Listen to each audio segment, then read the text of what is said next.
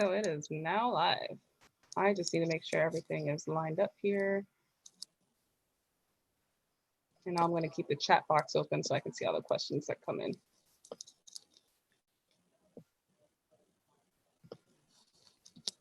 All right. I'm just waiting for it to load. Hey everyone, welcome to the Black Kids White Coats YouTube channel. We have another installment. I know y'all saw me earlier in the radiology session, but we have another session right now with urology. I'm super excited for this session because I feel like there's just not a lot of Black urologists in general. So I am so blessed, and like I just feel really privileged to be able to talk to all of you guys about your experiences, and I really look forward to kind of the knowledge and wisdom that's dropped throughout this session. So I'm just gonna go ahead and introduce you guys. We have Ashley. She just graduated in March, I believe, from the University of Massachusetts with an MD PhD. Hey, and she's going to residency at Virginia Commonwealth. And we have Eve too. She was at, or she's still at Rush currently, and will be going to Cleveland Clinic. And then we have Christian, who's at the University of Michigan, Ann Arbor, and will be staying around at the University of Michigan. I'm so grateful, like I said before. So the first question I have for you guys is, and also we have a Dama here, as you guys know. Hi. I'm sorry, y'all. So y'all know her. Y'all, I apologize in advance if you see me walking in and out of the shop. I'm trying to get some knowledge. I'm trying to get some melanin magic, but I'm also in wards right now. So if a patient comes in and I have to take a call, just excuse me if I have to step out and come back in. Alrighty, okay, we're gonna get this session started. The first question I kind of start off with is just, if you guys can introduce yourselves, kind of talk about your journey through medicine, even if it's just like, you know, how did you get exposed to medicine? How did you get exposed to urology, ups, downs that you've kind of faced throughout the process? And we can start off with Ashley. Sure. So hey everybody, as Lillian says, I'm Ashley Matthew. I grew up in Boston, Massachusetts with a really big family. I always got to talk about my family because they're really important to me, and an amazing twin sister.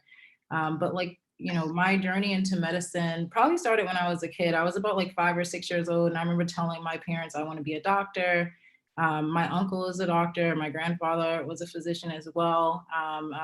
Both of them are surgeons, but I never wanted to be a surgeon. You know, that came a little bit later, but I always had a passion for medicine. I was that weird kid who liked to go to the doctor and be seen by my pediatrician. It was like a fun experience for me, but you know, I really wanted to impact people's lives. Although I did have my uncle and my grandfather, you know, who are surgeons. Outside of that, you know, I really didn't see anybody who looked like me when I went to the doctor in Massachusetts. And so for me, I wanted to be a part of, you know, make that impact and be that person who is a minority physician taking care of all types of people. But then, you know, I went to Xavier University of Louisiana because they have a really good pre-med program. And then I wanted to do the MD PhD program at UMass because I did a great summer program there that made me want to come back home and be around family for the long journey. And then my road to urology kind of came during my PhD. I met a really wonderful pediatric urologist, Dr. Pamela Ellsworth, who just took me under her wing. And I think maybe you all have a shared experience, but I feel like it takes like one mentor to kind of just pour into you and make you excited about something. And that was her for me. And I just fell in love with urology, and here I am. So excited, you know, to be finally heading in the direction of where I want to go. And I'm excited to be going to VCU. Awesome. Eve too, if you want to go next. Yeah, I can go next. So I'm Eve too. I'm in M4 at Rush. And my journey was pretty similar to Ashley's, actually. So I was born in Gidole, Ethiopia, which is in East Africa. And when I was about 4 or 5 years old, my mom is a nurse. She's been a nurse for my whole life, for sure. But we always would ride together to where she would drop me off to school, and then head to the hospital. And then on the way back, she would pick me up from school. And basically our drives and rides on the bus were basically her telling me about medicine and the things that she saw day to day. And from then on, at age 5, I was like, I want to be a doctor. And she was like, great, you have no idea what that is, but that's great. And so similar to Ashley, it was kind of a thing for me all throughout my life. And I feel like, unlike Ashley, there's nobody in my family that's a physician. And So it felt very much like a thing that I said, and people like also poured into me. They continuously told me like, you're going to be a doctor. And I think there was a lot of like expectation, but it was sort of a good expectation from my family and friends who knew that I had this passion and this drive.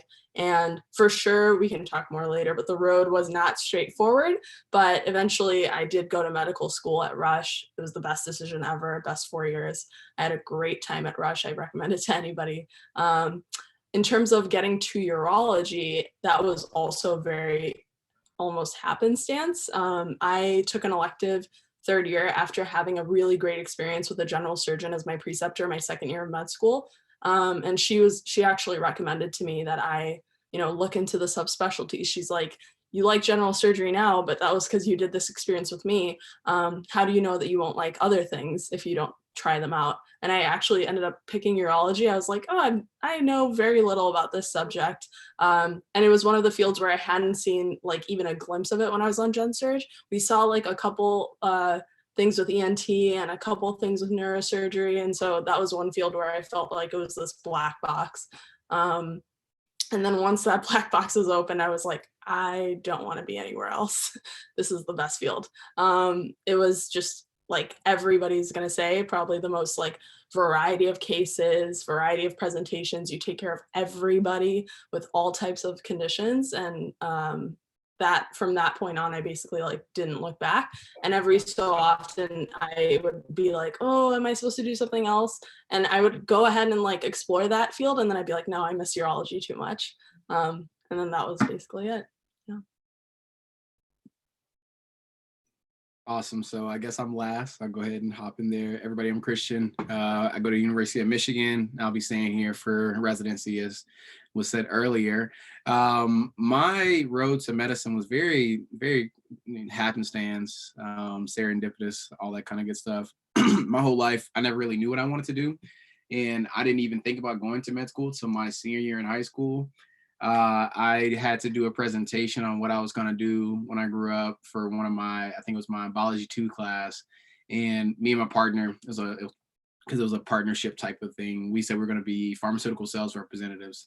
So gave the presentation, and then my teacher, who I grew up in Louisiana, Shreveport, Louisiana, who was this really Southern white woman, came to me afterwards, and she was just like, while my partner was also a white woman, she was like, she'll probably have a much easier time being a pharmaceutical sales representative.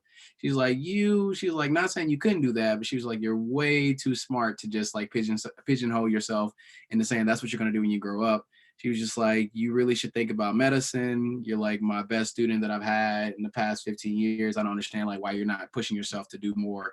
And nobody ever told me anything about medicine. I had never met a Black doctor. I had never interacted with the health field, except going and seeing my family members in the hospital, which is never like a super positive experience. So at that point, I was like, okay, I guess I'll go to med school.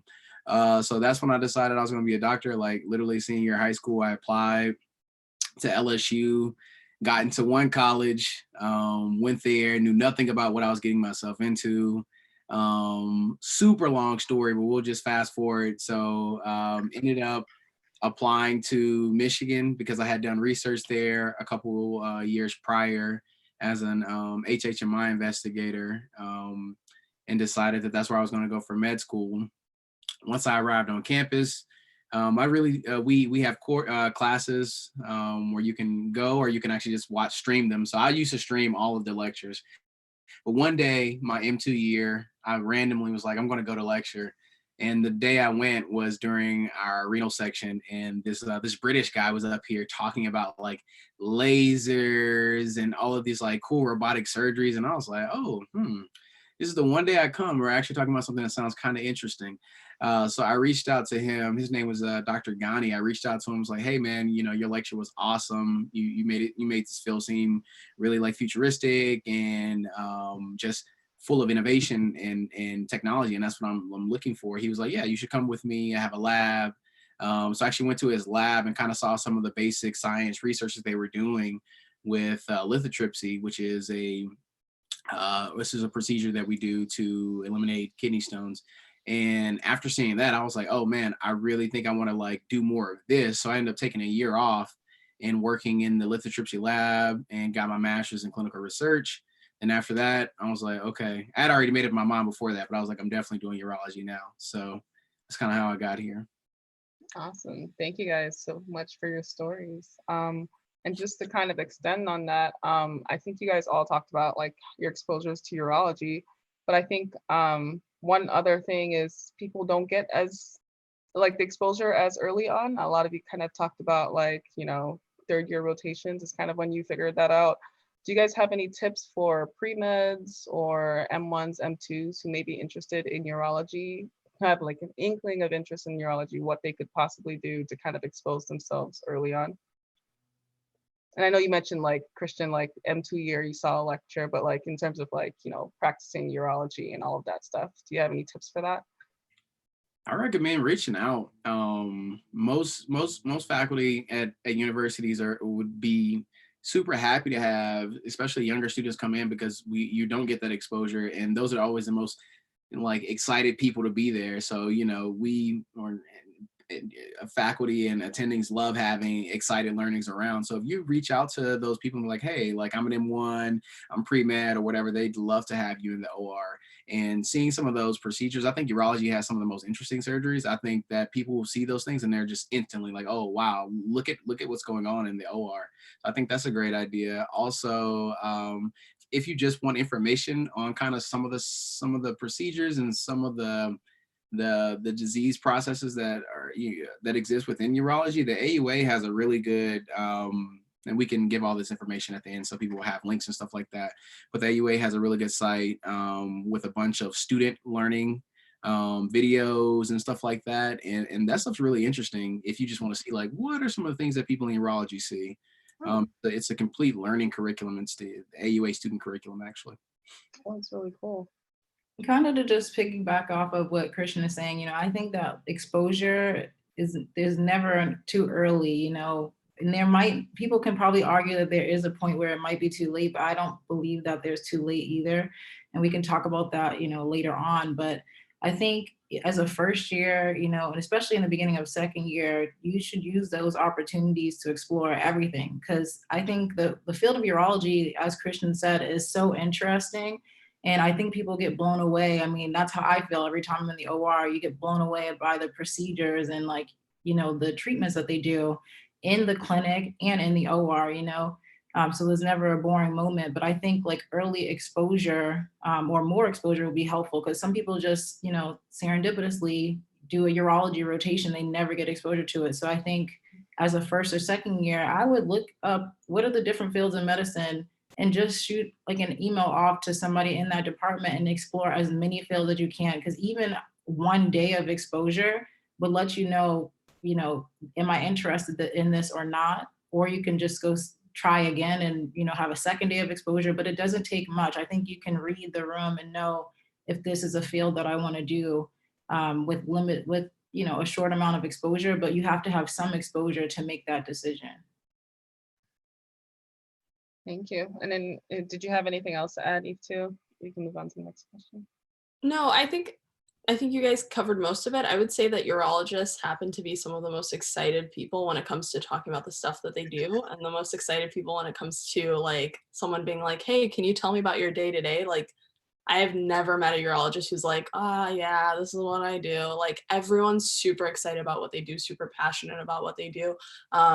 If you guys are on Twitter, urology is big on Twitter. And so you can literally read the tweets of urologists left and right, and people are like passionate about this field. And so I think it's a great place for students and early learners, especially. Like, in our program, the way they structure the curriculum now, M1s like were in the OR with us in urology when I was an M3, late M3. So that was like awesome. But like, if you don't necessarily have that, urology is probably the field where you could literally shoot an email, as Ashley said, as Christian said, and reach out and have somebody respond to you and be like, yeah, meet me at 7:30 in this OR, like with your scrubs, and you're gonna like be with me for the day, and then we'll hop over to clinic in the afternoon, like, and you're like, I only have 2 hours, but okay. But really, truly, like, these people are very excited, and I don't think it's just like at Rush. It's like, again, on my ways, and everybody that I've talked to, people are excited, they want to share, and so I completely agree with Ashley and Christian on that. And I also wanted to comment that we talked about M1s and M2, so med school, but for pre-meds, because I know you mentioned that, Lily. And I think for pre-meds, I'm excited for all of y'all who are listening, who are pre-meds, because, we want you to continue to go into medicine. We need more doctors, but I think that one of the approaches that you can use is you can either like Google urologists in your area and see which ones are affiliated with an academic program, because chances are they probably have some type of summer outreach program that is dedicated towards, giving people exposure to medicine. So I would apply to those programs, and for multiple reasons. One, you'll get exposure to medicine, but two, in terms of applying to medical school, you'll have that clinical experience on your application. And that's going to make you look like a standout person because you took time during your summer or whatever time during your schooling to seek out this additional exposure that other students didn't seek out. And so it shows work ethic, it shows initiative, it shows all these things that medical schools are looking for, but you also benefit a lot because you'll get that clinical exposure. So I would definitely do that to enhance your CV, your resume, your background, and your exposure, and get as much exposure to medicine as possible, especially in fields that you might not get exposure to in medical school. Thank you, guys. I'm gonna move on to the application process for urology. From what I understand, you guys match early on and know where you're going early on. Can you guys talk about what the timeline looks like? Because I'm actually personally not familiar with that. And for those who are M3s, M4s, just breaking it down for us. For any of you guys to start. It's not, I would say the biggest difference is kind of like when we find out. The rest of the time, I used to always think that the entire timeline was extremely sped up, and it's not too much. So basically what would happen is I did my aways. You usually do like 2 aways, somewhere from like June through like, some people do them even up until September, in that period. And then starting in October to December, you have your interview period, which is, I think most people still will have interviews in like January. Some of the other specialties may have some in like January and stuff like that. All of our interviews are done in December. And then we find out the second week of January, where we match. So that's the accelerated, how that kind of like works out. And it really just helps you find out much earlier than everybody else, like 2 months, so you can like get your house in order, get all your bills, get everything under control, and you can do all the paperwork, the residency paperwork that everybody's like struggling to do like 2 months later. Like we've already had a chance to get a crack at that, but primarily it's just like you're interviewing in that window from October to like December. I don't know, am I wrong? Am I right? I say anything else? No, you're completely right. Out. You're completely right. I don't think I have much to add to that, Christian. It's literally the same timeline. You submit the same day, but we finish mid-December. So that's the thing.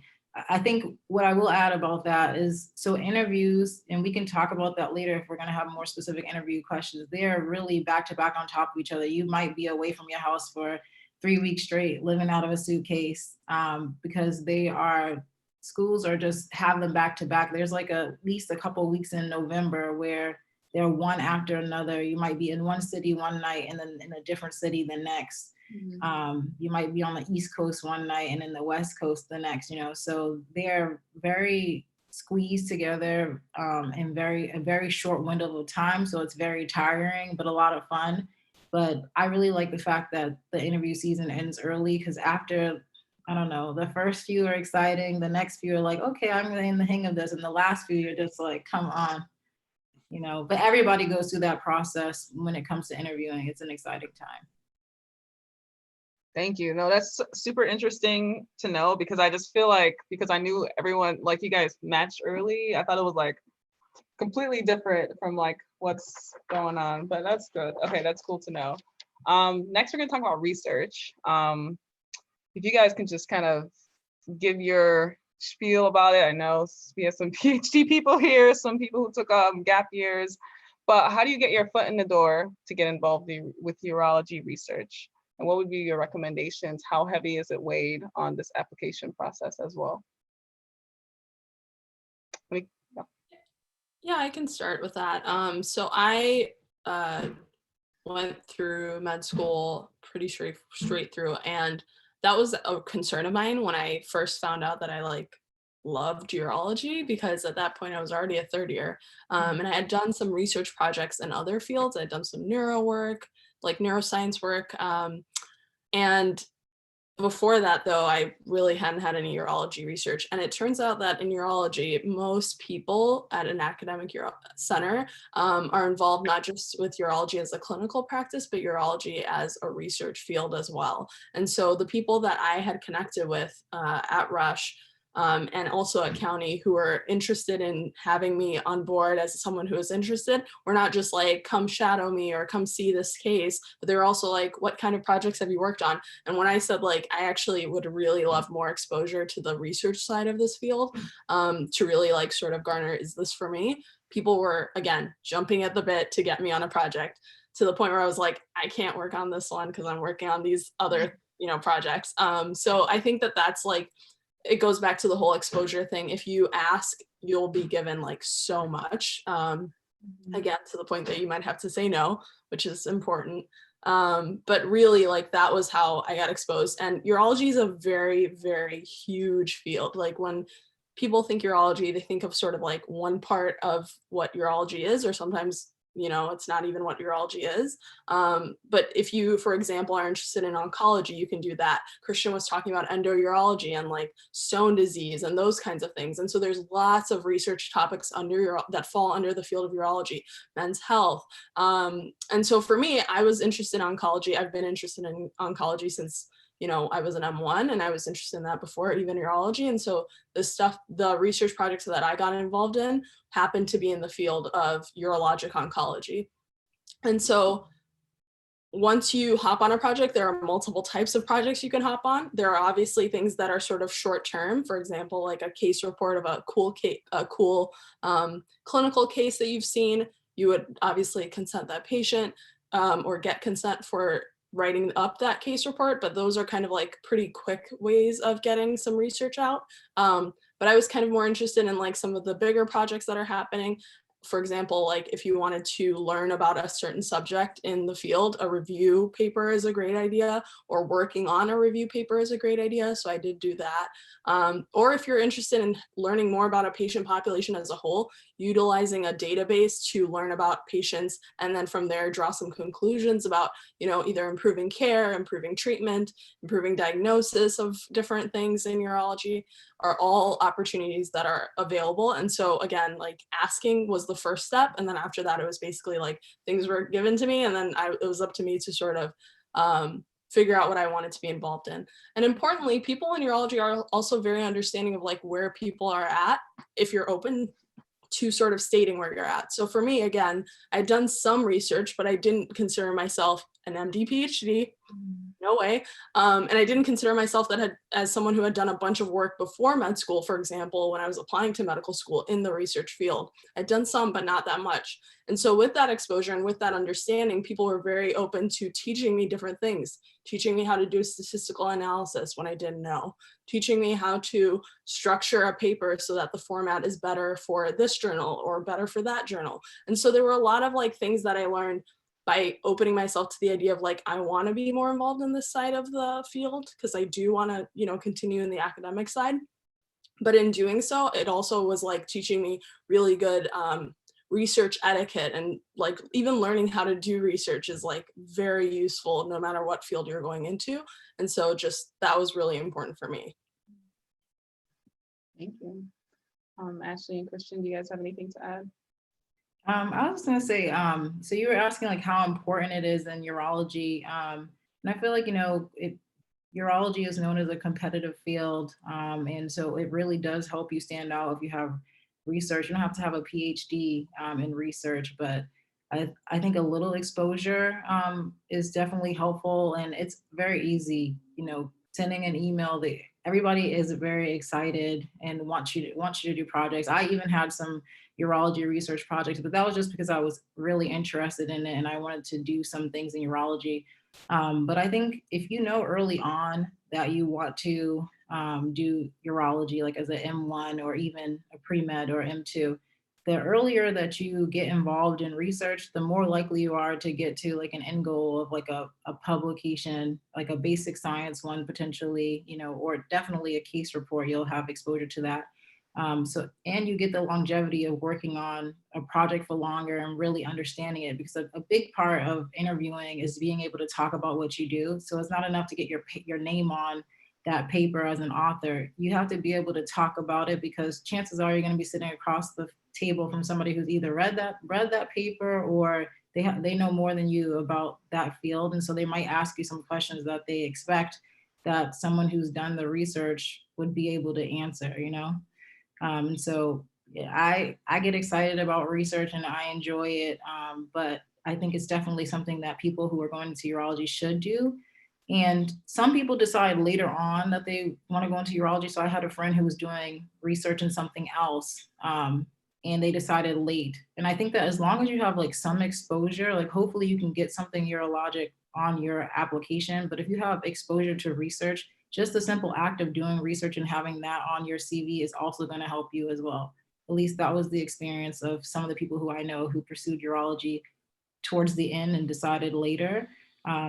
They used their publications from like ortho, if that was what they were interested in. They talked about, you know, what they did, but why they ended up going into urology. They made that clear that that particular field wasn't for them and this was the better field for them. Nice.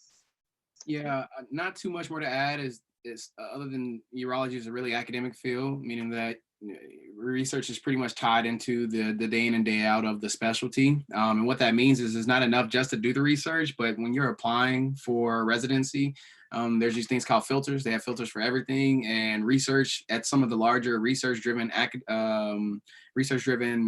institutions, they definitely have filters. So you want to be able to do research, but the end goal should always be, as Ashley was saying, to get like a publication from it, and to be able to talk about that, because they're definitely going to want to see that you're not only like have done the work, that you're well versed and like fluid in the language. And you can speak that. So doing research is great, but you always want to think about like, okay, how can I, in the end, turn this around and get a publication out of this? So like for me, when I did research, I was always very like straight up, like I have like long-term projects, stuff that like are really longitudinal that I don't mind working on for a couple of years, and I know I'm probably not going to get a paper out of this like right now. But then there are some things sometimes where I was just like, hey, I also need some short-term or intermediate projects where I can get like papers because I'm applying soon and I need something to show for that. And everybody was very understanding of that. They'd be like, oh, okay, here, instead of this like, you know, review for Nature, let's work on this case report or something like that. So you just got to be vocal about what your immediate needs are. And that's just not even pertaining just to research, to anything. Just always be vocal about like who you are, where you are, and what you need and where you're trying to go. And people are very good usually in urology about meeting you there. Cool. Thank you guys so much. I also want to say that, so I know we're talking about research heavily, and there might be someone listening and being like, oh, I don't want to do urology, I don't want to do research. Joel, just because you're going to urology doesn't mean that you need to do research. Like, yes, research will definitely help. And as Christian said, is when you're applying to these bigger institutions who have like a larger research component, you might not fit in with those type of people who want to go to a program like that. But that doesn't mean that there isn't a program out there that exists for you, because there are other programs, you know, who that may be smaller or less research focused, who care more about the clinical aspect or in the surgical aspect of urology. And so to them, when they're filtering out their applicants, while research might be something that's somewhat important to them, they have other things that they might weight, you know, more heavily than research. So you don't have to necessarily go to like a research heavy program, but research is important. And in the long run, to do fellowship, they also look at your research contribution as well. So you want to make sure you're going to a program that's going to provide you with the opportunity to either, you know, go to fellowship afterwards and make sure you're able to secure that. Or if you know you want to do general urology, then any program is going to allow you to hopefully get to that point. Awesome. Thank you guys so much. Hopefully we've answered kind of all the questions that were on the chat as well about research. So the next topic I wanted to move on to is like test scores and grades, right? So a lot of the questions I've had come in, there's one question on the YouTube chat that's saying, that people say you can feel comfortable applying into urology with a 230 plus on step 1. How true is this? Should you not apply with a lower score? I also have another question from the Instagram that was kind of talking about, do you have to be AOA to match competitively in urology? So kind of having to do with a lot of, test scores and grades and all of that. If you guys can comment on some of these things, that would be helpful. You do not have to be AOA. I'm not AOA, so I have a job. So no, you don't have to be AOA. The other thing, so like with step scores, we could talk about like the status quo now, but like we also know that step 1 probably be pass or fail in a couple of years. So I don't really know like what to say about that. In the past, traditionally, like the number that everybody says shoot for is a 240. Do you have to get a 240 to match into urology? No, you don't have to get a 240 to match in urology. Does it make it easier? Probably. I mean, if you walk in with a 270, it probably makes it a lot easier. So, shoot higher, of course, but you also don't have to have a 240 to match into urology. I definitely know people with 230s that are going to be urologists. So like, it is definitely possible. What that means is that your application just has to be strong in other aspects. So whether that's research, whether that's leadership, whether that's publication, whatever that may be, if you have a weakness in your application, you just have to fortify your application to all the other subsections to make sure that they don't think that you're a weak applicant overall. So yeah. Thank you. Yeah, I completely agree with Christian. I was told that the lower end is a 235, 235 plus 230, like that's what I was told. And I really do feel like, you can definitely match, with the 230 and up. And I know people who have actually matched with the lower score. So I really don't think, as Christian said, you have to fortify all parts of your application, when just to make sure you can account for that. But just because you don't have a 250 or something like that doesn't mean that you're not going to be able to match into urology. That's far from the truth. Mm-hmm. I firmly believe in networking, making connections. So if there's a place that you want to go to or a place that you're interested in, you need to network. Like these people need to know you. So going to the AUA conference and getting to know some of these program directors and chairs and email saying that you want to collaborate with them, potentially taking an extra year and doing a research fellowship at the program that you want to go to. There is more than one way to skin a cat, or maybe I shouldn't say that, but that's colloquial. There's more than one way to accomplish a goal here. So if your end goal is to be a urologist and that's your drive, then, and you didn't do well on one component of your application, then you need to sit down and really look at your application and say, okay, what's the tactic here? What's my strategy? How can I do better in this aspect? Okay, I didn't crush step 1, but I'm about to crush these clinicals and get high honors on everything, high pass on everything, whatever anybody's grading scale is, because it's different across each school. But you're going to go for it. Am I going to get AOA? I'm going to try to get AOA. Like, do your best and then apply. And I think it's also about strategically applying. Like, if you got a 210, you shouldn't be applying to all the top 10 schools without other things in your application going, and that's all you apply to. So I know people who have lower scores who applied broadly. Instead of applying to, it sucks to have to apply to this many, but instead of applying to like the average of 70, they applied to like 90 programs, and they applied to other programs that were not necessarily in a big city, maybe a smaller city, because they wanted to hopefully be considered, and I think as long as the rest of your application looks great, board score alone, if it's not that great, you'll still be able to match. You just have to be strategic about how you apply and what schools you apply to. You might not be able to limit yourself to major cities. You might have to go to a smaller program. Yeah, the last thing I was about to say, apply strategically, but you cover that completely, Ashley. The last thing I'd mention regarding this is that like, it's very easy for us as humans, but particularly as Black humans, to like look at us, and as soon as like maybe our step score isn't exactly where we want to be, think of ourselves as like, that's it. Like that's the end of the road. And so I think it's really important if you have a mentor who is in medicine, preferably in urology, but even just in medicine, to give you a second opinion that's outside of your own, so that you aren't the only person saying, no, this isn't for me. And so for me, it was really important. thankfully at Rush, we have a lot of people who like I looked up to and asked for support. And like, I wanted like the bare bones, like, tell me how it is. Like, what kind of applicant am I in your eyes? What kind of applicant am I in your eyes? That kind of thing.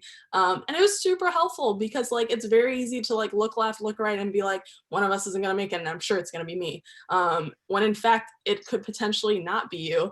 And you just need another set of eyes to tell you that, you know, you're more than capable, you're more than able. If not the STEP score, it's gonna be your research that's gonna like balance things out. If not the research, it's gonna be your extracurriculars and your involvement. If not that, it's that you went to like all of the urology conferences for like the entire year.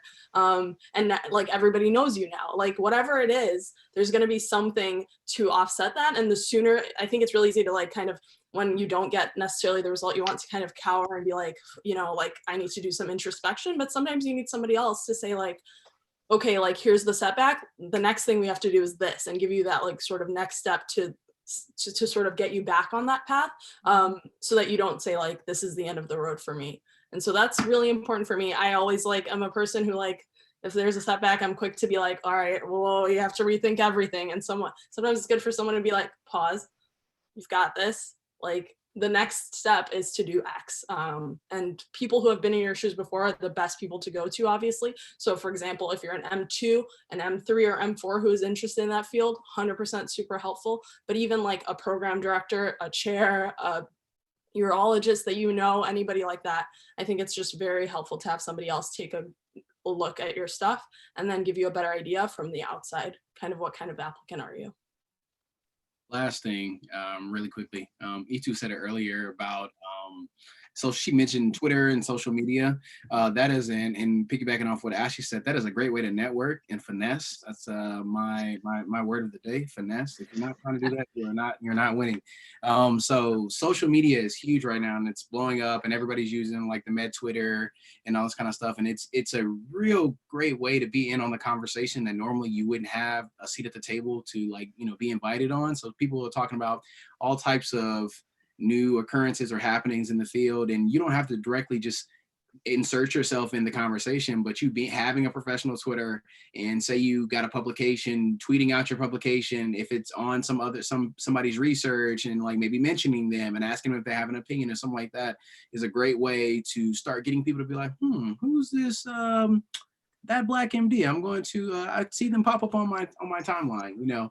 And it really comes up. What's up, Nelson? On the interview, people definitely would be like, oh yeah, I've seen some of your tweets and stuff like that. So the social networking is a great way to network and be seen and heard. Just be careful that works in both ways, good and bad. So I mean, with this quarantine going on, you ain't got nothing better to do, so might as well, shameless plug, you know, sprinkle some finesse. Christian, I was just about to say that, like, don't go too far, you know, because people are watching. But you know, you definitely want to be careful about what you're putting on your social media, because that can come back to harm you. But I completely agree with Christian. I think networking is really, really important in getting to know people, making connections. You just never know how they're going to come back and help you in the end. Thank you guys for that. All these tips. Can I introduce myself real quick? Yeah. Sorry about that. My name's Nelson. One of the co-hosts of the channel. I had an engagement. I just had to leave. It was a somewhat impromptu call from a residency program. We actually just had a Zoom call with all the residents, and it was scheduled yesterday. So, you know, I had to jump on that. But hope I didn't interrupt the flow. Hope I'm not watering anything down. But you know. Nice to meet you. Yeah, nice to meet you too. Good to talk to you, Christian. Oh my gosh. All right, cool. We're moving on to away rotation. Also another major thing. You guys mentioned that you did at least 2. Is that like a minimum, or is there like a minimum of like away rotations you get to do? How did you strategically select the away rotations that you ended up doing? Are there opportunities? We've been talking a lot about funding opportunities that are available for underrepresented minorities. And how do you excel on these away rotations? And if you can give a little more detail as to how to excel, I think that will be pretty helpful. And anyone can start, as usual. I guess I'll start. So I did 4 months of urology. So I have a home rotation at my school, UMass Medical School. We have a program, and I did 3 aways, and I did them based off of like region that I was trying to like cast a wide net, because there's like all these different things we don't know. You want to call them rumors, advice. Some people are like, well, if you live in the Northeast, people from New England, they don't leave New England, so you have to cast a wide net or something, you know. And I'm from New England, so I was like, okay, I guess I need to try to get out of different areas. But also my significant other lives in the Mid-Atlantic region, and so I wanted to make sure that that happened. So I kind of did 2 rotations in the Mid-Atlantic region, and then I did 1 in the South, like in Houston. And I did that. It was just more so strategic programs that I thought, one, I'd be interested in, because I think it's important. Some people go for a letter, which is one strategy. You go to a big name program, you may not necessarily really want to go there, but you might go for a letter. And I think that that can help you in certain cases if you don't feel like you want to strengthen your application even further. Some people will use that type of strategy. But I was more so trying to make myself look like I'm willing to move. So, and it kind of backfired. Like, you know, you don't get a lot of, like, not that it backfired. I'm happy. I'm very, very happy. I got my #1 choice. So I'm really excited about where I'm going. I'm really excited to go to VCU. But I didn't get any, like a lot of Midwest interviews because I didn't frankly do anything in the Midwest. So if you're a person who wants to go to the Midwest from the East Coast, you might want to do like a Midwest rotation, and open up that region for yourself. But that's kind of what I did. I just picked regionally where I want to be, and I wanted to stay kind of on the East Coast and the South. And that's where I got most of my interviews anyway. So that's kind of how it worked out for me. Do you want me to talk about like advice, excelling on aways first, or do you want to talk about this question about aways first, and then kind of go around and talk about excelling on aways after? Because it's kind of 2 separate things.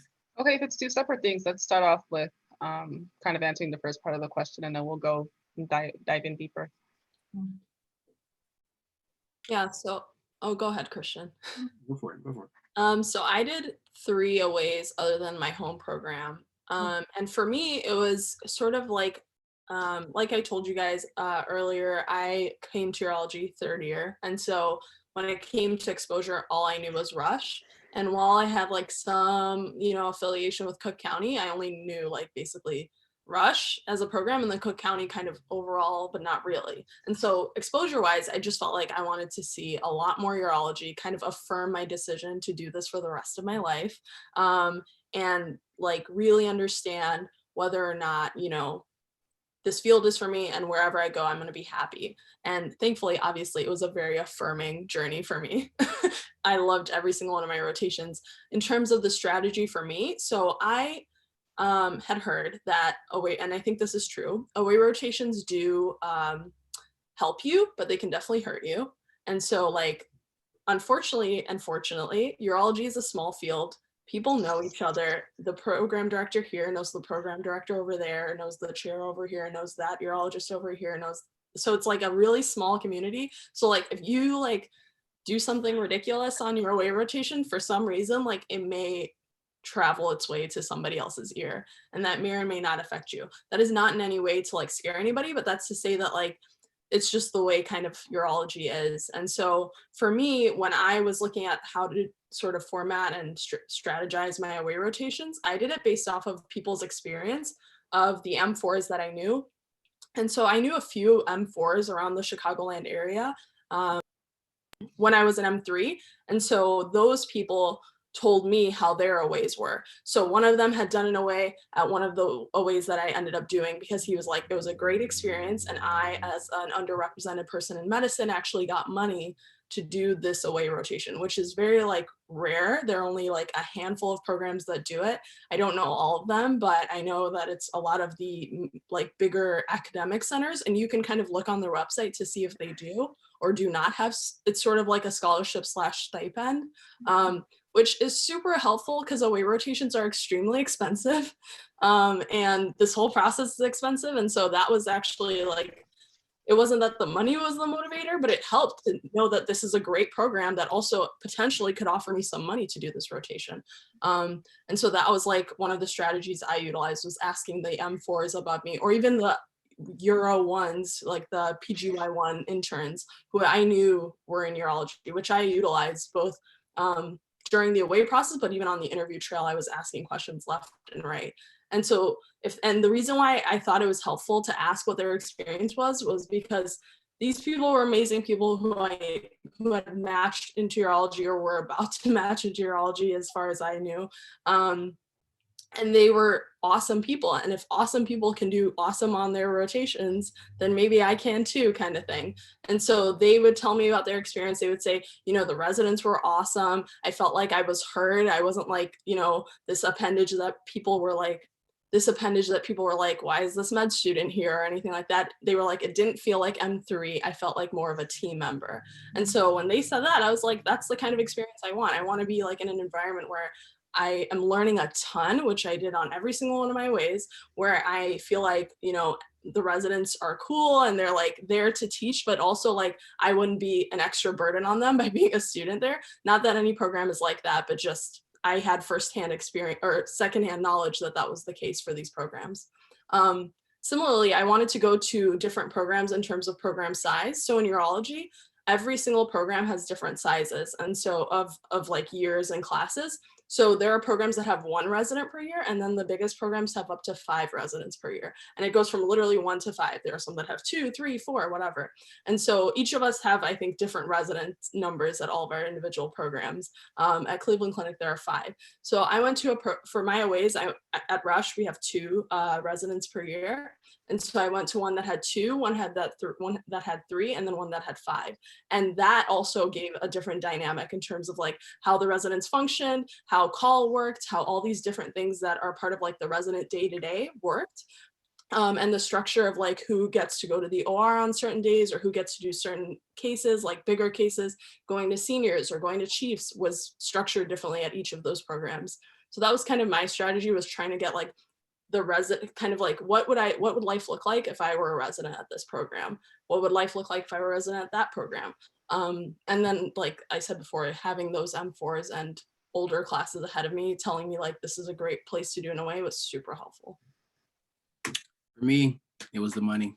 I definitely applied to scholarships, and because I mean, when I think about it, every time I did an away, I probably spent anywhere $2,000 to $4,000 that month on just moving across the country. I did one at Northwestern, I did one at UCSF, and living in San Francisco for a month sounds expensive, and it is. So I chose programs that offer scholarships. There is a document, maybe we can find a link and have that posted after this, where you can see like all of the different schools that have away rotation scholarships, and they range from like $2,000 to like $5,000. And you can also, it's all about talking. And, when I applied to UCSF and they offered me the scholarship, I was like, that's, I'm really grateful for that, but I don't think that's really going to be enough to cover my expenses for the month. And they were like, okay, how about we give you an additional $500? So nothing is set in stone. You can always, talk and ask for your needs to be met. So that's kind of how I picked, was scholarship availability and places I want to live. I knew I wanted to live in a big city, or I thought I did. So I chose programs that were in big cities. So I just tried to go, and I applied to programs where I thought that's where I'd want to match. A bunch of different strategies. I think you just need to just do a couple of ways, figure out your bearings, see what you like out there, and you'll get a better view of that when you're on the interview trail. But yeah, that's it.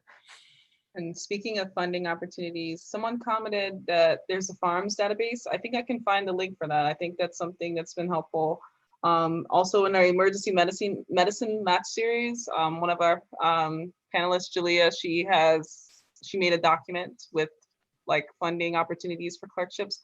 So definitely refer to that. And then we'll see if there are additional resources for that too. Yeah, the link is in the description for the emergency medicine video in the description. So.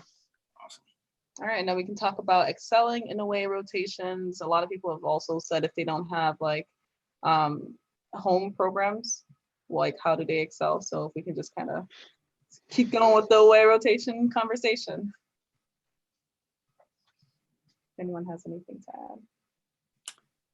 Excelling on away rotations is hard because you're in a completely new arena. You don't know these people. They don't know you. You don't know the culture. You know, you're trying to like be seen and be heard, but then not be out of place.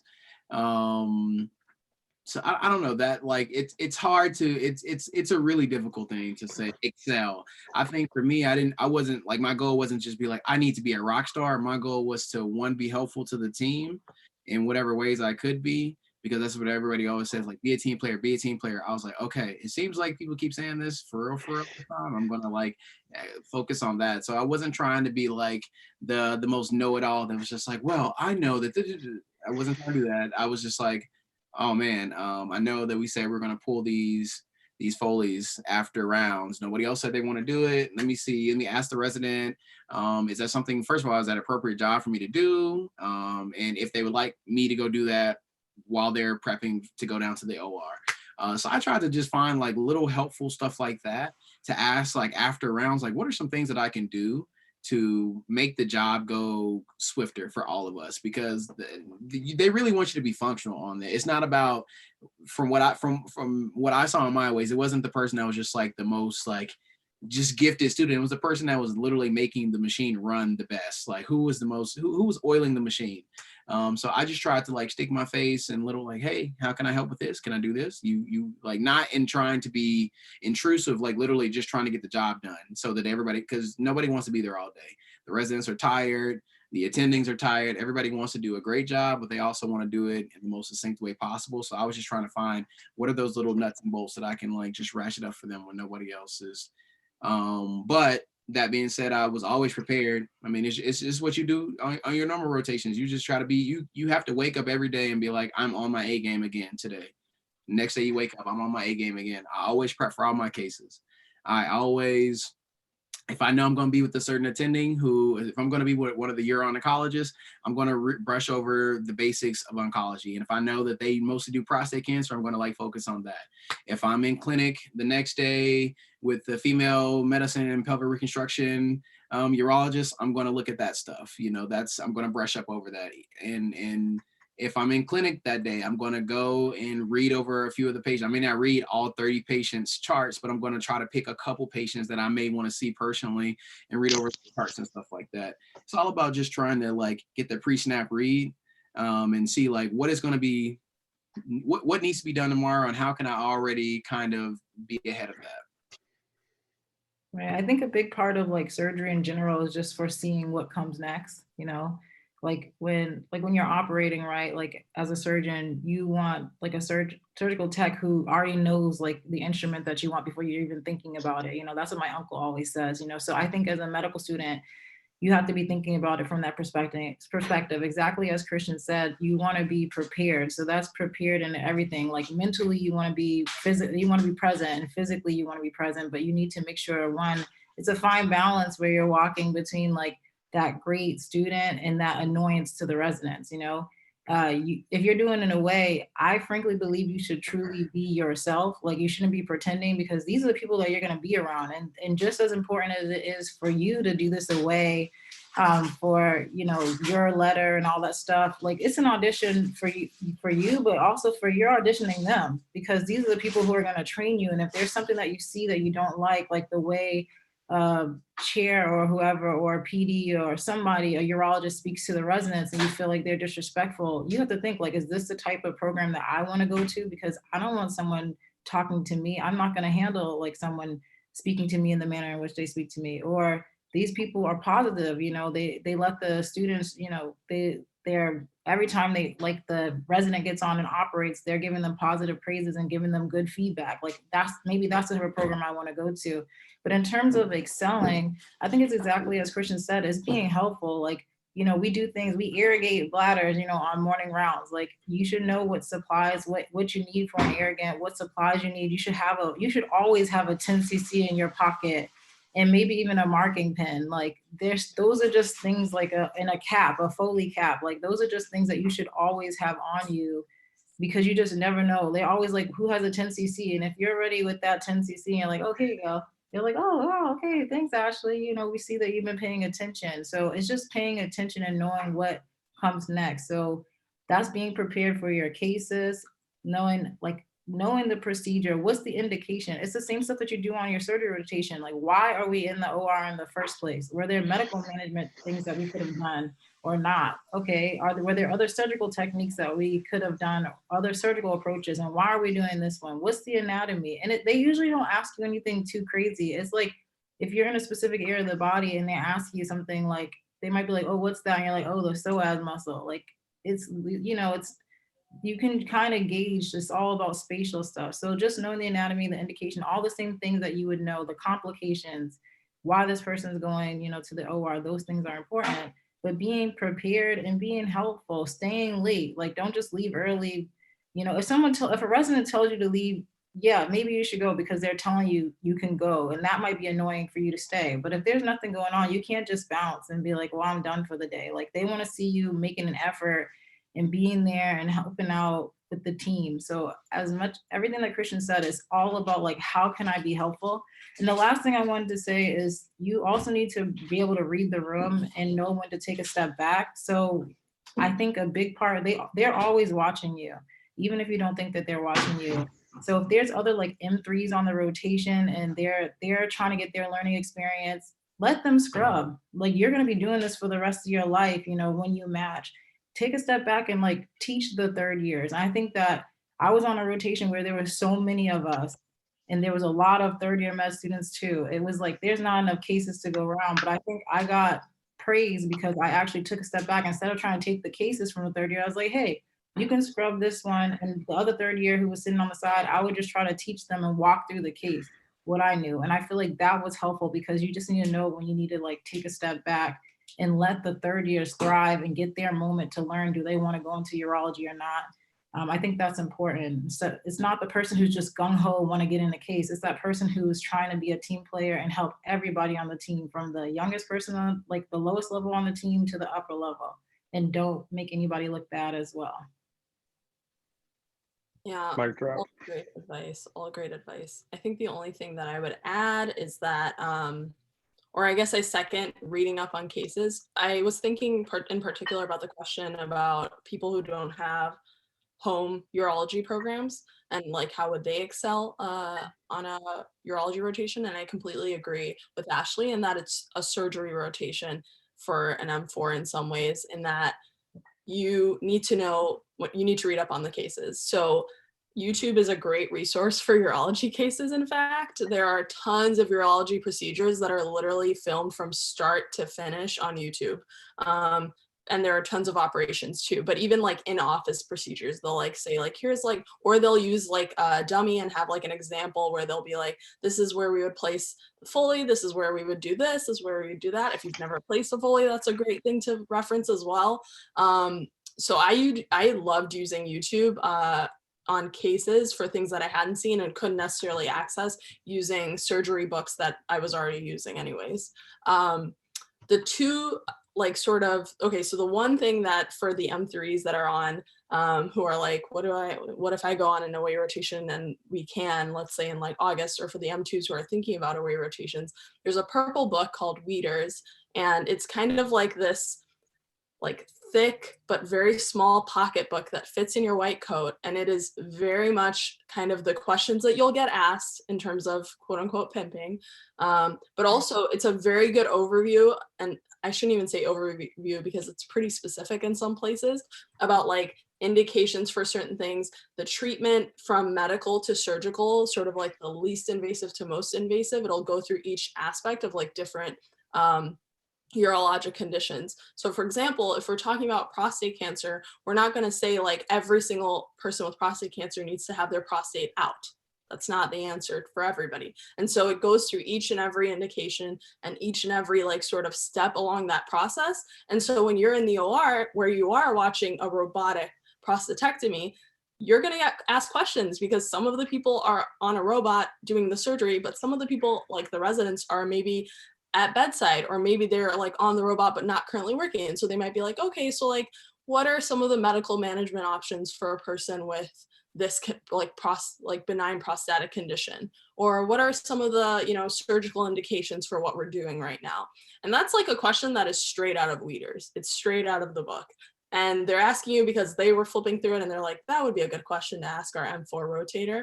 And then they're going to ask you. And so having that book was a really good resource. And then a second plug for what Christian said in terms of the AUA, or the American Urological Association.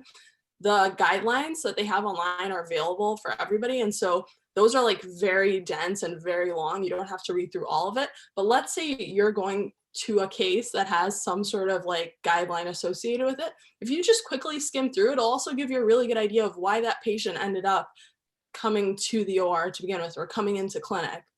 Similarly, the student curriculum has like common cases that you kind of will encounter on your away rotation. All these things should be used in supplement with reading up on the patient charts themselves. That was like a big thing, especially for clinic patients.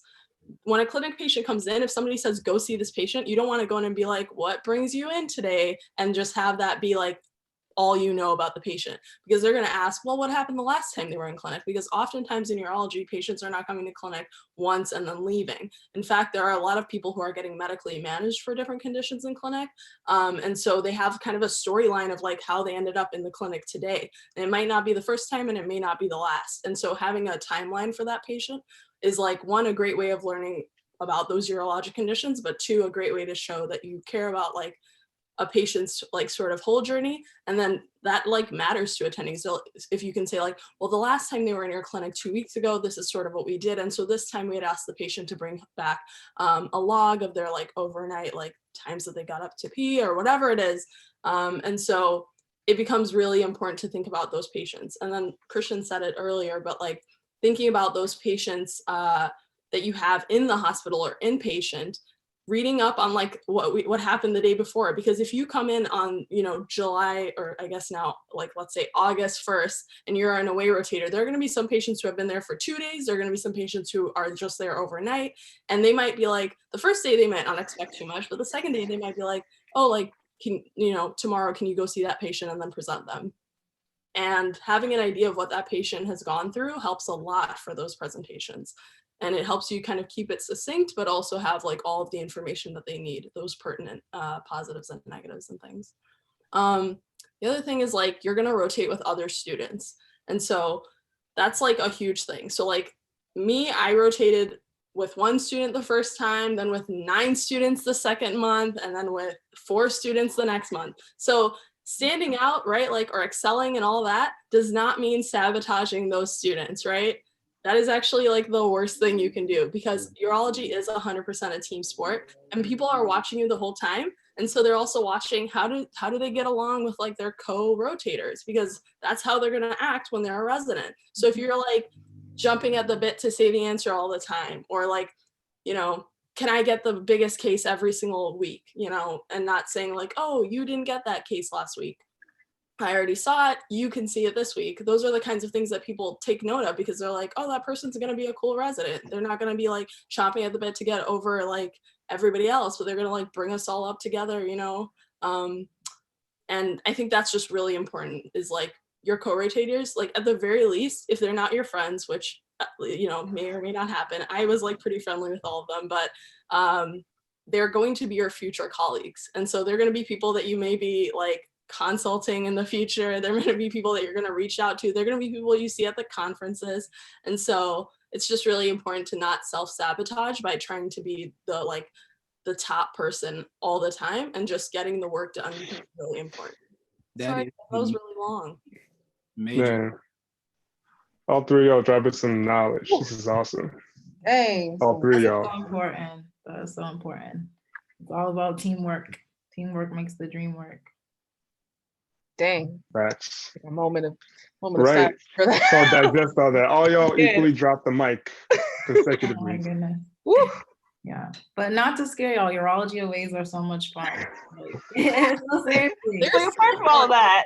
they are so fun. Like, you know, yes, you have to have all that in the back of your mind, but like it is so fun. And I think the coolest part for me is like, you know, I think like F2 said this earlier. She was like, she was worried about whether or not the urology at her home program, that everybody was, you know, fun and that was just specific to her program. I think a lot of people have that concern. I mean, I love the residents on my program. I love all of the faculty. Like, I love my home program. But I think my biggest concern was like, oh, everybody's wonderful. They laugh, they make jokes here. Is this how it is in other programs? And generally, yes, like urologists are typically like funny. They're super smart. They're funny. They have a good time, and they do really, really cool, very big cases or very cool small cases, whatever. But I think it's universal that urologists are like some of the coolest people in the room. Sounds like they don't hold anything in generally. Is gonna keep doing this? Is this gonna happen? Hey, I'm gonna keep them coming. Get out. Yeah, all the urology Go people. here. We got to keep it PG on here. So Oh my gosh. Can I say Adama something? has something to say, I think. It's Oh, 2 seconds. just for everyone, obviously I'm not a urologist. I was not called to that profession. But what I will say is just as someone on the other side, as a resident, I think it's just universal to being a team player. Don't be a gunner meaning like shooting somebody down to make yourself look good, because what? Yeah, don't do that. And some of the things seem really like, like obvious, like being a team player, being nice, being friendly, but you will be surprised how many like M4s or M3s that come around and they're just not team players, or the attending will be talking to a patient and the M4 will like cut the attending off and you're like,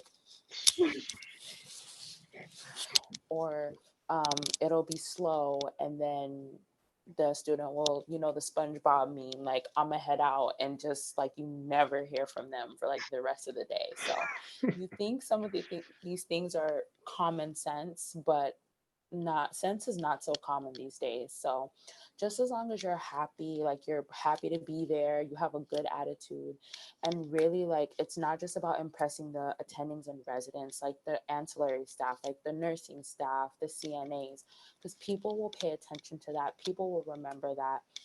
And let's say for instance, like unfortunately maybe you didn't make that big of an impression and they might not remember you. I have seen some cases where like they'll go to the nurse and be like, do you remember this person? And they'll be like, oh yeah, like that person's really, really cool, like they worked really, really hard, like we had a really good time together. And so you can leave an impression that way. So just be very cognizant of how you're talking to people. You should be a nice person just in general, but if you're not, really try to be nice to everyone when you're on your ways. Fake it till you make it.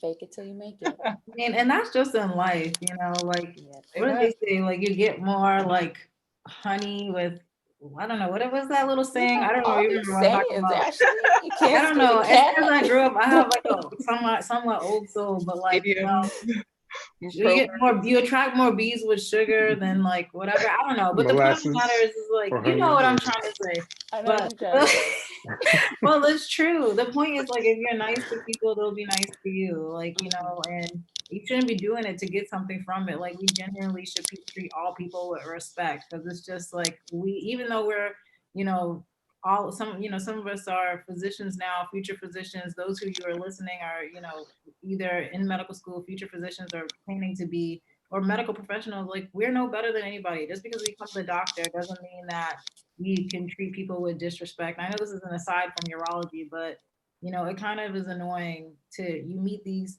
attendings and things who are like somewhat disrespectful, and you're just like, no. So don't become that person. We need to treat everybody with respect, and you'll have like a much better time, and hopefully you'll have better patient outcomes, by treating people with more respect and being nice, because you want to, not because you're looking for something out of it. And if you're not nice, those nurses will humble you. Oh, yeah. That's what I heard. Someone told me come July 1st, like I'm gonna see some people get humbled. So they will light you up fast. So be careful. Yeah. Oh man. Okay. Thank you guys. Oh wait, Christian has something to say. About urology. Just before we get completely off the subject, we were talking about not standing out, because standing out sometimes makes you a target on ways. One point in time that you can actually stand out, and you should, is everybody usually has to give a presentation at the end, at like grand rounds, where you give like a 5 or 10 minute presentation. That's your time to shine. So I tell everybody, like, blend in up until that point, and then bring it all out. whatever knowledge you got. Make sure that your aesthetics are on point and really lay it out there, and make sure that presentation is fire. Practice that presentation before you get up there, of course. Let other people, your peers, hear it.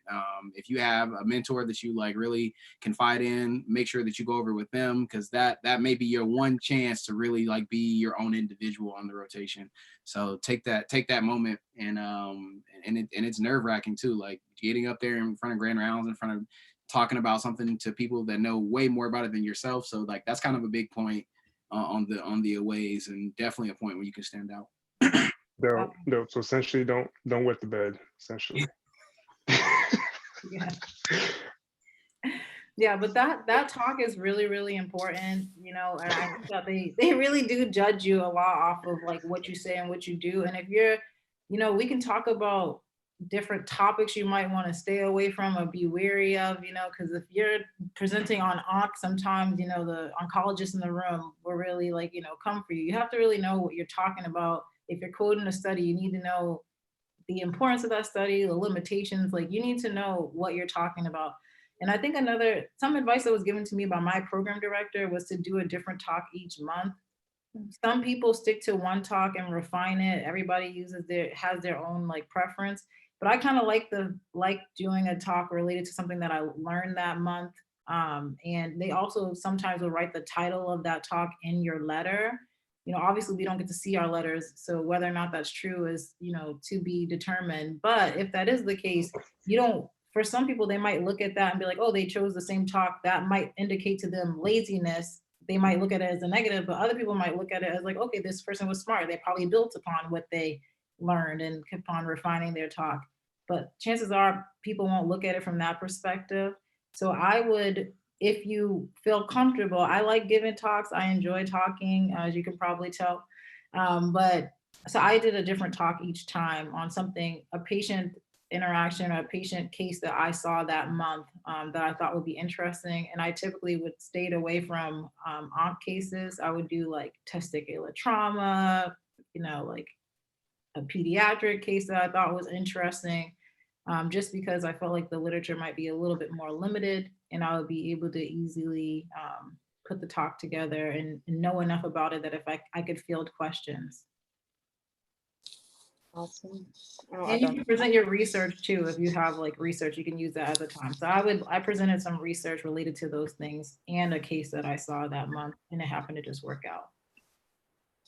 Oh, and someone in the comments said that they said the saying is you attract more flies with honey. Thank you very much for the person in the comments. Yes, you're right. I knew I was bees, honey. I was floating around the thing, but you knew what I was talking about. So. Sort of insects and some sort of food products. Y'all have dropped so much. I kind of wanted to move on to letter of recommendations because I feel like that's also like something that's very important as well. People have asked kind of like, who should you ask to write your letters? Do they have to be big names in the field? Is it okay to have non-urology letters of recommendations? And I'm trying to make sure there's no other questions. Oh, should you pick aways based on letters, like the prestige of the programs? And since letters of recommendations are pretty big, I guess I found that out just now. But if you guys can talk a little bit more about letters of recommendations, that'd be helpful. Yeah, I can start talking about letters. So I had all urology letters for mine, and that had to do with one, like I said, I did my home program and then 3 aways, so that's 4 letters, and you can have a max of 4 letters on your app. So that kind of took care of them. In terms of me, so one, I definitely like was wanting to have all urology letters for my application again, because I had such like a later exposure to the field that I was like, if the people that like have known me for the last 3 months can write me a letter, that would be great, because they're in the field. They can kind of speak to my strengths in the field, my weaknesses in the field, or whatever it is that they want to highlight within my letter, and why I would make for a good urology resident for these programs. And then for me, in choosing my letter writers at the programs, I just went with people that I had worked with for at least a week consistently. or people that I'd worked with over the month a lot, because they saw me in different settings. So they saw me in the clinic, they saw me in the OR, they saw me in, you know, hanging out in the resident room even. Sometimes attendings pop in and like want to say hi to people. And if they see you there, they can kind of be like, oh, she's like hanging with the residents. That's nice. Like, and it actually like matters. Like, and so that, and then your letter writers also, if you choose to have like an away person, right, or anybody really, they're going to ask for your CV, and they're going to ask potentially for your personal statement. And so having those ready early was important to me. So apps are due in September, but my first away was in June. Some people do aways in May. Obviously this year is going to be different, but for the upcoming years, since we do have some undergrad people, med students, pre-meds, etc. on here, it's important to like kind of have that stuff early on, like sort of in the work. So like sort of towards the tail end of third year, I would start working on my CV, and I would start putting, you know, the different things I was involved in, the different things that I, you know, was involved in with research, the different things that I was involved in outside of urology, but even within urology. And so working on that CV so that when your letter writer in June or towards the middle of June, which is when I asked my first letter writer, can I have a letter? They're like, oh yeah, just send me your CV and your personal statement. And then I could immediately be like, here you go, you know? And so that was like important. For me, I also was kind of wanting to have, I guess, quote unquote, bigger names in urology, again, because I had like little exposure. And so I wanted to kind of use the biggest megaphones to be like, Eve 2 is a good applicant, you know, and the biggest megaphones in urology are like people that are the chairs and the program directors, because they all like, for example, all the chairs in urology have like meetings where it's like chairs of urology meetings. So they all in some way, shape or form know, obviously everyone knows like who the chair of some program is, but like they actually know each other in some way, shape or form. And so I actually wanted that sort of like weight behind my application in some ways. And I thought that was helpful, but it also helped that when I was like, again, on these rotations, I wasn't trying to like gung-ho work with the chair, but it just so happened that I spent like maybe a week with, you know, the chair doing some surgeries, and then the next like 2 weeks later I was in like clinics. And so it was easier to be like, you've seen me in all these environments, can you write me a letter? I think that's really important, because these people have been asked for letters since the beginning of their time, like their tenure essentially. And so they have really good drafts of like, this person was a mediocre student, this person was a great student, this person was an excellent student, and they can just say like Eve 2 at the top and then have the letter. And so I didn't want that. I wanted them to be able to speak to my experiences, to talk about my talk, for example, as Ashley mentioned, to have like certain tidbits, whether it was like me like wanting to hop on a project. On one of my ways, I actually did a research project and ended up getting published this year. And so it's like the stuff that you get involved in, thanks guys, the stuff that you get involved in, like actually playing itself into the letter makes it much more personal. And then it so happened that and this is like second and third hand information from my interviews, but people talked about my letters and they said that people really talked about my character. And I think that goes all the way back to what we talked about in terms of like how to excel on an away or whatever, and how like kindness goes a really long way, like treating everybody with respect. Like it shows, especially when like people are having like a bad day, which happens in medicine, like especially like in the midst of what we're going through now in terms of a pandemic, it's really easy for people to be like overwhelmed, stressed. And so if you can do anything to like ease their burden, take a weight off their load, that's like seen as like a great thing. It's a great thing. And so sometimes people like remember that more than they remember like, you know, oh, she did this cool research project or something like that. They're like, no, she like helped me out that week, or she really like tried her hardest to like help out these residents or whatever it was. And that came out in the letters. So like it goes back to what Christian said at the beginning, like being a good rotator means like helping out, making that machine run. And if you can make it run even smoother, like that's eons better than like just saying the right thing when someone pimps you. I don't know if you were gonna go next, Christian, but I guess I'll hop on the letter train. But I think, yeah, for letters, most of the programs I had kind of had like a pipeline for how they do letters. So the chair, like I think for the programs I went to, the PD, you spent some time with them, so they would write the letter, and then the chair would like put their 2 cents into. And so, you know, I agree with you too. Like during your away, hopefully they've scheduled it so that you will have equal amounts of time with the chair, so that they can write towards your character. But I think that goes back to being kind, being yourself. All those things are going to come up, because that also, I had the same experience in my interviews where my people would bring up my letters, and one of them even asked me if I paid my PD to write my letter because of like what they wrote about me, and I was just like, clearly not. But you know, this is like, okay, that's a bit extreme.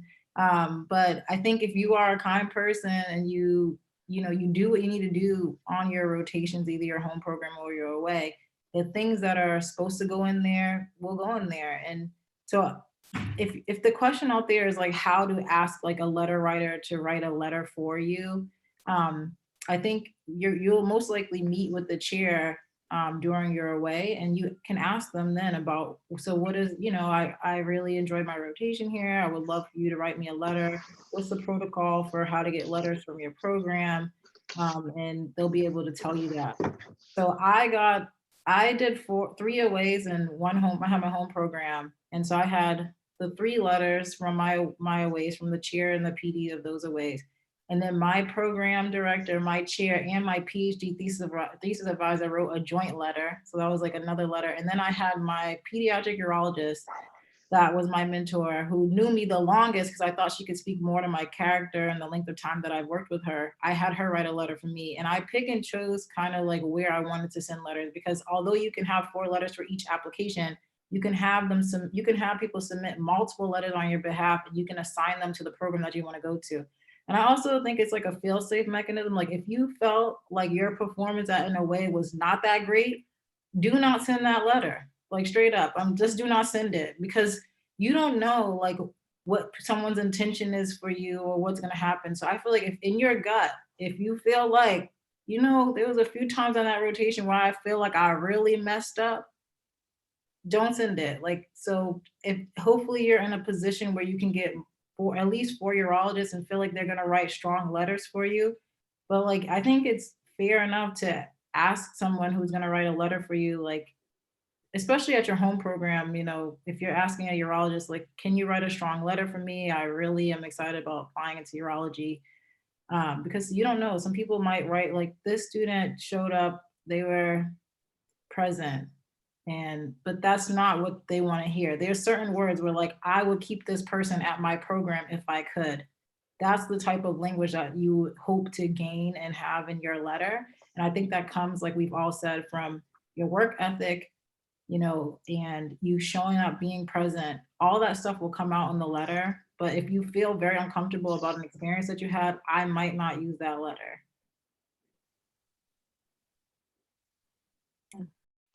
My advice is to echo what they said, and all I'm gonna say is answer the question that nobody spoke on yet. Should my letters be from urologists? Excuse me. Yes, your letter should be from urologists. That's what I was told. Not saying that like you can't have some letters from people that aren't outside of urology, but the amount of the mandatory amount of letters that you need should be from urologists. Those are the opinions that they care about, if we're being completely honest. But yeah, anything else to add to anything? Adama, you're on mute though. I know. Just to echo a little bit of what Ashley said, if you know that you went and did an away at a place and you're not confident about how strong your performance was, I would definitely not send the letter, only because I have seen instances, not to scare you, where someone will ask for a letter of recommendation. The attending will say, of course, yes, send the letter. And then I've had friends be at the interview talking to whoever's interviewing them, and the interviewer telling my friends, like, you got a letter from this person and they bashed you. So yeah, I've seen it happen. So really be strategic. And also when you're asking, be specific. Can you write me a strong letter of application? Because everyone can say, yeah, I'll write you a letter of application. Letter of recommendation, but is it going to be strong? So really emphasize strong, and really, really, really, really be strategic, because I would hate for that to happen to any of you. Yeah. Thank you. Because of time, we're gonna have only time for one more question, and I think just to make sure we cover all grounds, we're gonna talk about interviews, kind of how many programs you applied to and how your interviews kind of went. If you guys can just comment on some of that stuff and any tips you have for the route. I applied to 40 programs and I went on 17 interviews. And it's just expensive. Like you can go on every interview that you get, but like I couldn't there's no way that I was going to be able to do that and to be able to finance that, because that is something I wish I had been saving since day one of med. So by the time I got to 17, I was over here like, dang, I'm about to have to get a side hustle job. So it was tough. My tips for interviews are be yourself. Like, you're not trying to scam anybody. If you're trying to scam somebody, you're gonna scam yourself, because you're gonna paint a picture of who you are, and then you get there to this program after you've matched there, and they're expecting John Doe to come in, and then you bring in John Dane, and they're like, this ain't it. It's not gonna match up. The experience is gonna be not what you expected, and you're gonna wish that you had just went in and be yourself. So like when I went into an interview, of course I brought my A game, but at the end of the day, I'm Christian. Like, I didn't try to be Sir Christian. I didn't try to be, I didn't try to put any extra flair on it than I already had. I just wanted them to see who I was and present that to them. And if that's what they wanted, and if I wanted what they had, then it'd be a match. If not, then it's probably not. Because like Ashley said earlier, just as they're interviewing you, you're interviewing them. Do your homework. Don't go into a program not knowing anything about them. Some programs think more highly of themselves and have this like long history. We won't say any names like that. So if you are interviewing a program like that, and they take pride in that, know a little bit about them, because that's what they like. Just do your research, be yourself, and plan. Economics is big. Like, don't just go in there and be like, oh, I'm just going to interview. Like, no, you need to have a plan. Like, okay, I'm going to apply to these programs. I'm going to budget this much for these, because I'm telling y'all that I'm looking at my credit card right now. Like, oof, I don't know, man. So, and have fun on the interviews. That was the most fun part of all of this. It was like a reward to yourself. Like, you worked hard. You got the invitations to come and see these different cities and stuff like that. If you can, build time into your schedule to not only see the institution, but see the city that you're possibly going to be living in for 5 to 6 years, because that's huge. Yeah. So I applied to, well, okay, first I want to say, in terms of the question might come in the QBank, like, or not QBank, God, I'm not even on there, the question box. I'm scarred for life. No, I'm just playing. It might come up like how many to apply to. And I think the true answer to that is like talking to your mentors, someone you trust who's going to take a good look at your application. Because, the average, I think, I don't remember what the average is this year, but it's like in the 70s roughly. And I think like if you are a very strong candidate, as obviously Christian is a strong candidate, he applied to 40 programs, right? And he matched very well. But I think that if you're a strong program, you can get a strong candidate, you can get away with applying to less. And if you're not, don't feel as strong or as confident, then you might want to apply to more.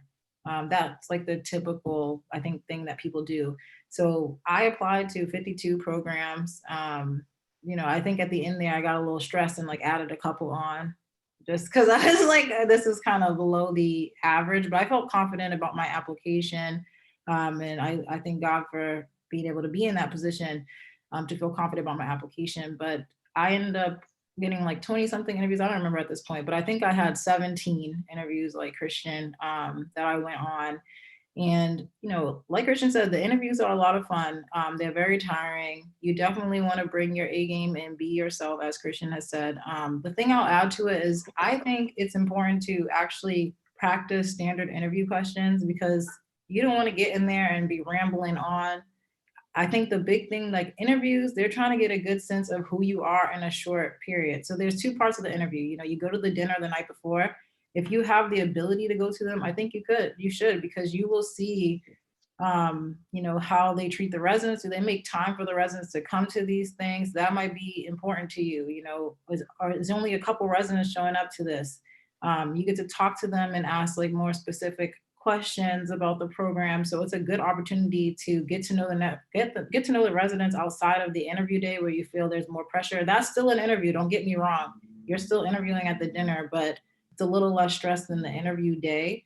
You know, and you get a great dinner, go to the interview the next day. But in terms of the actual like interview day, you definitely want to be on. You want to have succinct answers, because what are they doing? Like, what is the point of residency? They want someone who is going to be able to show up, be the same things we talked about, be a team player, someone who has strong work ethic, and it's an investment. They're trying to see like, is this person going to finish this 5-year program, or 6-year, depending on the program that you go to, because urology can be 5 or 6 years. So the answers that you give them when they're asking you like, what are your strengths? What are your weaknesses? Like, those things are important. And you want to make sure that you sit down and actually say a real weakness. Because for those people who say like, well, my weakness is that, you know, I throw myself into everything I do and stretch myself too thin. That's not like a very helpful weakness, you know, like, what does that mean? You know, but if you say like, oh, you know, one of my weaknesses is that I'm really self-critical, and I realize that sometimes it can be to my detriment. And I understand that as a resident, while I am going to make mistakes, it's not necessarily the mistakes I make, it's how I learn from them and how I grow. That's going to make me a better resident and make me a better surgeon and make me a better doctor. Now that's going to be like, oh, she actually self-reflected and thought of like a negative about herself and turned it into a positive. Like, it's good to have a little bit of self-doubt and be critical, but it's how much I let it cripple me. That's the key, you know? So it's important things like that, is to be succinct, have an answer for everything, and be ready for anything. The big thing is like, we didn't talk about your actual ERAS application, but anything you put on there, true and tried, it will come up. You know, I like to sing. I'm in an a cappella group, and I remember one person, it's come up multiple times on interviews and no one had asked me to sing. And someone's like, well, sing for me. And I'm like, yeah, right now, right here. They're like, yeah, I want to hear you sing. If you do a cappella. I'm like, okay, sure, I'll sing then. You know, so I think it's important that anything you put on there, if you speak another language, don't be surprised if somebody starts talking to you in that language as soon as you come in the room. It's just like med school, the application is no different. But whatever you put on there, research, something that you've done, you need to be able to speak to it succinctly, but also show that you actually did it. Like, not that you spent a day in it and then you put it on your application and try to stretch the amount of hours that you do it.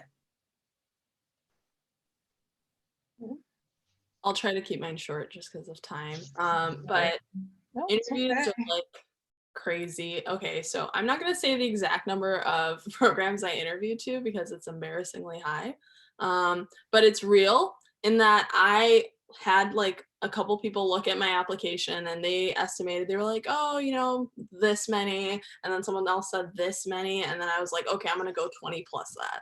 And I did. And I 100% regret it. I will never get that money back.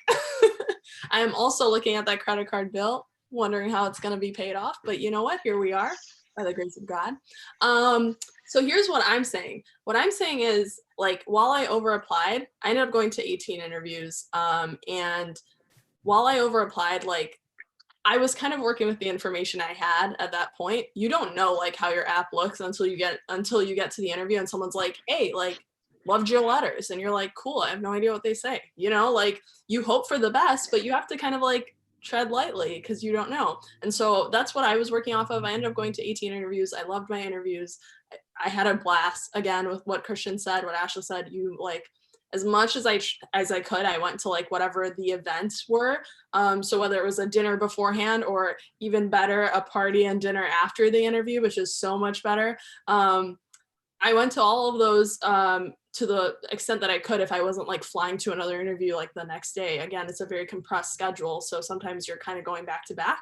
But as much as I could, I kind of spaced them out either to see the places in terms of the cities of where they were if I hadn't been to those cities before, as well as to kind of get a feel for what the residents are like outside of the clinical setting. Like if they're just at dinner, like how do they interact with each other? Sometimes residents bring their families to these events, and sometimes they allow you to bring like either your partner or something like that. And it's really nice because then your partner can see the city and see the place and be like, do I like this place? Because again, it's 5 to 6 years. So the 3 things, actually 4 things that I'm going to say is 1, know your app, just know it in and out. Ashley mentioned that. 2, really important, know your audience. So people ask inappropriate questions because the question is good, but it's directed at the inappropriate person. So asking, for example, a question that's directed more towards like a resident to the attending that's the chair might look kind of bad. Like asking like, oh, where's like the best nightlife is a great question for residents, but may not be a great question for the chair.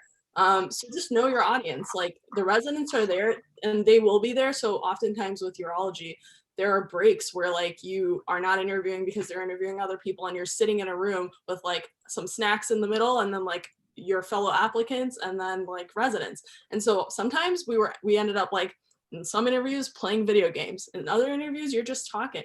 And so asking questions there to the residents about what life is like for them becomes really important, which ties into the 3rd thing, which is hear from the residents. If a resident is telling you like they're having a great time, but then they're like, I'm having a great time, like, you know, and they're like, they don't look like it, like take that into account because that's their life. And obviously if that's one resident, you can account it as like, you know, that's a outlier. But if there are a few people like that, then you can kind of gauge and be like, I don't know if I would be as joyful if I were at this program when I compare it to others. The 3rd thing is just know yourself. If the program isn't for you, it isn't for you, and that's okay. And if it is for you, fantastic, rank it highly. And don't go off of like the whole idea talking kind of post interview and like when you're gathering all your thoughts, if possible, write down your thoughts during the interview. I did that and it was really helpful because 2 months later when I had to make a rank list, I was like, I have no idea about this program, and I could just literally pull out the sheet from that interview day and I had written like side notes to things. I had written like, wow, that resident really loves X or something like that on the side, and I could be like, oh yeah, I remember this occurrence. So just those are the things I would say. And just to add one thing, mock interviews are great. Utilize them. If your school does them, fantastic. And if they don't, if you can find an attending and like ask them, a lot of times attendings say yes. It's really helpful because you might be practicing in front of the mirror and you're like, wow, I sound really good. And then you go up in front of somebody and they're like asking you a question you hadn't thought of, like the weaknesses question, and you're going over there being like, I work too hard, and it just doesn't work. So just mock interview as much as you can beforehand. And then the interview trail in of itself is kind of a mock interview, not really, because they're all real, but at the beginning it's kind of rough. And then towards the middle, you kind of gain your stride. And then towards the end, you're like, when will this end? And that's kind of true for everybody. So like, feel free to like ride that wave. And if your first interview isn't perfect, it's kind of status quo that that's the case. I also wanted to just say like a little bit about what you were saying, like Eve too, is like pay attention to like who you're talking to for real, because if an infertility doctor is across from you, you shouldn't be asking about open cases and things like that, because then they're like, oh, well, they really can't have a conversation with you. So I think a good tip is in the beginning, you might do this more, but I think you should do it throughout the whole time if you can, is look up who you're going to be interviewing with, look at the program, even if you just write down what they are, because by the end, you'll know what questions to ask people, because you'll ask the same questions all the time. And they probably get the same questions, but you want to make sure you are directing it to the right specialist that you're talking to. All right, y'all. Thank you guys so much. I feel like y'all just blessing us with all this knowledge and wisdom. I think it's amazing. Yeah, absolutely. I'm like super grateful. Hopefully you've helped a lot of people, pre-meds, M1s, M2s. Let us know if this was helpful. And yeah, I just wanted to thank all of my panelists, Ashley, Eve, Christian. Thank you guys so much. Just give them a round of applause. Thank you for having us. Absolutely. Thank you all so much. No problem. Wait, what did thank you all, say? especially. What? Did you have another joke, Nelson? Don't say nothing. No, I was just thanking y'all, especially for responding on such short notice. Eve Oh, and yeah. Christian. No problem. Yeah, thank you all. Also, This is yeah. for real. And You shout too. out to Nice Eve meeting too, you fellow. virtually. Yeah, nice meeting you. And shout out to See each shout other. out to watch you, homie Eve too. Good to see you. Yes. Nice. Yeah. There we go. A little network right here. Absolutely. I know there are a few questions that probably couldn't be answered, so I think we can kind of drop contact information that you guys are willing to share, or just DM us and let us know, and we'll kind of share that contact information with you guys. And yeah, let us And know. real quick, Yeah, go ahead. anything y'all want to pub, feel free, take a few minutes, few seconds, pub it real quick. If not, no worries. I'm starting a urology curriculum aimed at recruiting diverse populations into urology. It's called Urology. We just got our first grant. We're working on an endowment right now. So you'll be about that in the future. So Urology on the way. That's awesome. Great. And I'll be Man. starting an Instagram page highlighting and journaling my life through urology residency, and trying to also do the same thing as Christian, just get more minorities to pursue surgical fields, especially urology. So, you know, come to me for all your urology knowledge. You know, I'll be learning, you'll be learning, we'll be learning together. Hey. I So haven't come up with the name yet, still working on it. we'll drop it when you come I'll up. drop it when it's fresh off the press. Yeah. Word. I have nothing to plug. Everyone just stay home, save lives. Amen. Stay safe. Wash your hands. Yeah, it's real. Alright, That's Your yeah. hands, don't touch your Yeah. face. Word. Yo, so All right, grateful. thank you all so much. again. Stay safe. Everyone stay you. safe. We're gonna go off. All right. See you guys. Have a great weekend. Thank you.